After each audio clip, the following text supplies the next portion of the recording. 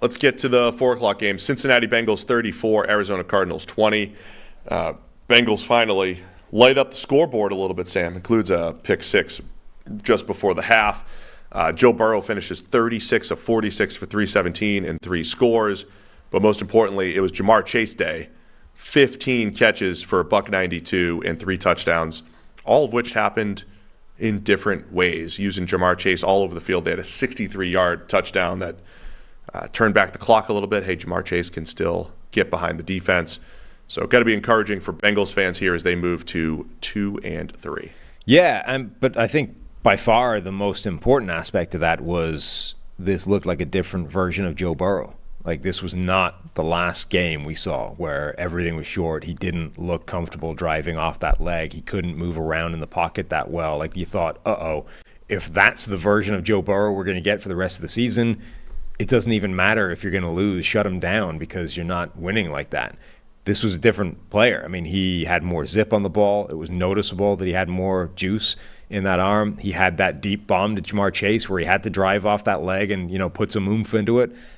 He had some plays where the pocket broke down or he had to get on the move, and instead of just like falling over, like a tree being felled, he bounced, right? He jumped and started hopping around the place and started making some plays on the move. So he didn't look scared of contact in this game, which he did, previously. So that, I think, was a really big game for the Bengals and for Burrow, that we actually might come out of the other side of this and we get much more like the old version of Joe Burrow. And then, as our friend Paul Dehner pointed out, when you're in a self-proclaimed must-win game, go back to what works, right? Which is just throw the ball at Jamar Chase until it stops working. And, it didn't stop working. So, no, man, he had 14 first downs, 11 first downs and 3 touchdowns. We combine those as a number there.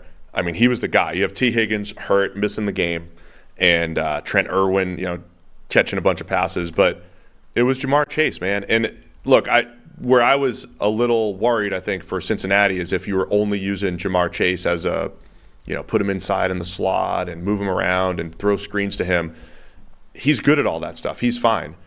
But when you pair it with the 63-yarder, right, you pair it with, okay, we're also going to take deep shots with him because he's not Tyreek Hill. He's not completely like Tyreek Hill, but I always made the statement, you could have Tyreek Hill fill any role in the offense, right? If you wanted Tyreek Hill to average 25 yards per catch, he could do that. If you wanted him to catch 100, like Tyreek Hill could catch 180 balls a year if you really wanted him to.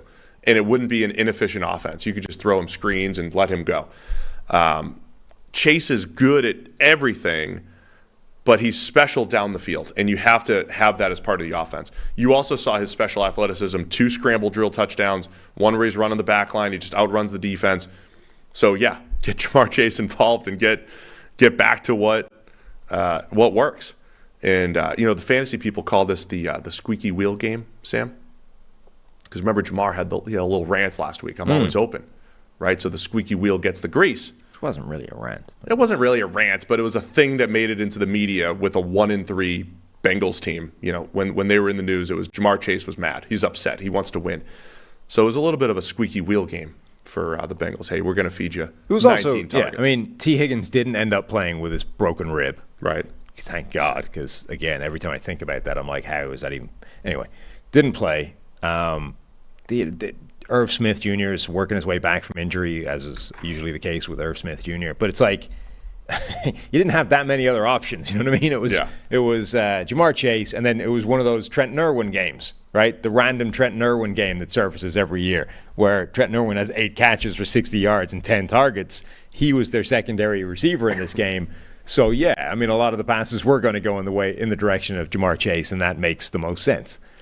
So Arizona, who I've called among the very many feisty teams in the NFL. Dude, they are. I enjoy watching the Cardinals a lot. They are not going to go quietly into the night. Even when they're overmatched and down and in a hole, they're going to fight back. And they were, man. So Bengals get up 10-0. And at first it's like, well, okay, yeah, that makes they should be a better team. Right. Bengals are back. And the Cardinals come back. Josh Jacobs hits Marquise Brown on a beautiful slot fade, hits Zach Ertz for a 4-yard touchdown. We're going into the half, and Arizona's up 14-10. Bengals drive down, They get to the goal line, and Arizona makes a goal line stand. It's like they're ready to do it again. Goal line stand. They're going to go into the half up 4. On 4 downs. So they held them on 3rd. They were like, yes. Great, we did it. And then the Bengals went for it on 4th. They held them again. Stuffed on 4th down. And Arizona's coming out of the end zone, and Josh Dobbs throws a pick 6 to Cam Taylor-Britt. Not sure exactly what happened on the play, what miscommunication, if it was off. Cam Taylor-Britt walks in for a pick 6 with 10 seconds left in the half. Josh Dobbs, I still thought, looked pretty good. He had 2 picks, and I don't know if either of them was entirely his fault. The one you talked about just there, like, it was high, looked like it was still catchable. I don't know. So I think it was a zone blitz, or maybe they just dropped out of the blitz look, but they dropped 2 guys basically into the area where he was targeting. So at the minimum, it was kind of a misread anyway. But I think 2 guys dropping into that space maybe spooked him, and just I think like the ball sailed on him a little bit. I don't know if he sort of midway throwing realized there were guys in that area and the ball floated a bit. Either way, that turning into a pick 6 felt harsh. And similarly, the other one, like, gets into the hands of a receiver and bounces and ends up as a pick as well. It's like, Josh Dobbs has been playing well and is impressive. What happened? But it feels like that guy needs luck rather than bad luck. All right, I'm rewatching the play for the people here. Now, that being said, he also threw the ball straight to a linebacker on a play that didn't get intercepted. So it's not like he was perfectly clean outside of that. It looks like they ran the wrong concept to that side. So there's an underneath receiver. I think it goes off the underneath receiver's hands. And it's really an incredible play by Cam Taylor-Britt to actually catch it. So he's throwing a slant, and there's a stick route right under it. There's no way he's throwing to the slant? Okay, that makes sense. He's throwing to the slant. It goes off the stick receiver. Right. There's no way he's supposed to run that. He's probably supposed to run a flat and not supposed to be there. Instead, he runs the stick. It goes off his hands. Incredible, because there's still a ton of velocity on the ball, and it goes right into Taylor-Britt's hands, and then he runs it in.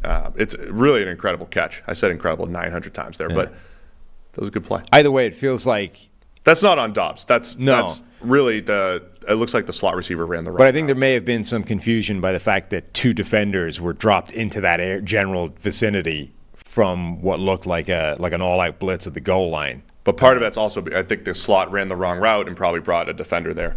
Anyway, that was the turning point for the Bengals, because they go into the half leading, and then they come out of it, hit the 63-yarder to Jamar Chase, and Cincinnati looks much better now after that 1 week. It's against Arizona, but they needed something, right? If they're calling it must win.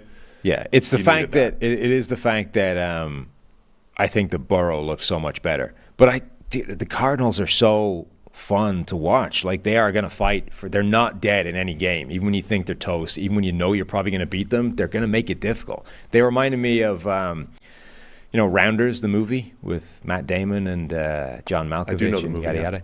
You know that part where, like, Malkovich can't get rid of Mike McDermott? He's just hanging around. All that. Yeah. That's what the Cardinals are. They're just hanging around. Can't get rid of them. Dead all the time. And also, can you give me a little give that man his money? No, I don't have a good give that man his money. I don't do that part. Don't have a good you. I have a few go-to impressions. I used to do that one. Haven't done it in years. Not ready to drop it right now. Voice is still recovering. No, I think cold is when you do that. You can't. No. You got to give it like the golf shot, right? Give me a week. Don't give the practice swings. Just walk right up and hit I'll that save thing. it for when we pay out our bets at the end of the year. Rondale Moore, direct snap, zoom, touchdown. Zoom, zoom. Zoom, zoom. Rondale Moore is getting the zoom, zoom plays. It's working. The Cardinals are, I think they're one of the most entertaining teams in the NFL to watch. They're not great, but you're going to get a good game watching them. Isn't that a perfect season for the Cardinals, though? Show that you've got some life. Show that you've got a foundation to build upon. And by all means, get 2 really good draft picks for this team next year. Because they're 1-4, but very competitive. If they hadn't beaten Dallas, this would be like the perfect Cardinal season so far. You've been really, really feisty, and every game is a must-watch, but you're losing all of them. But they go and beat Dallas. It's like that drops you 10 draft spots. It does. And the fact that Houston actually looks half decent isn't helping either.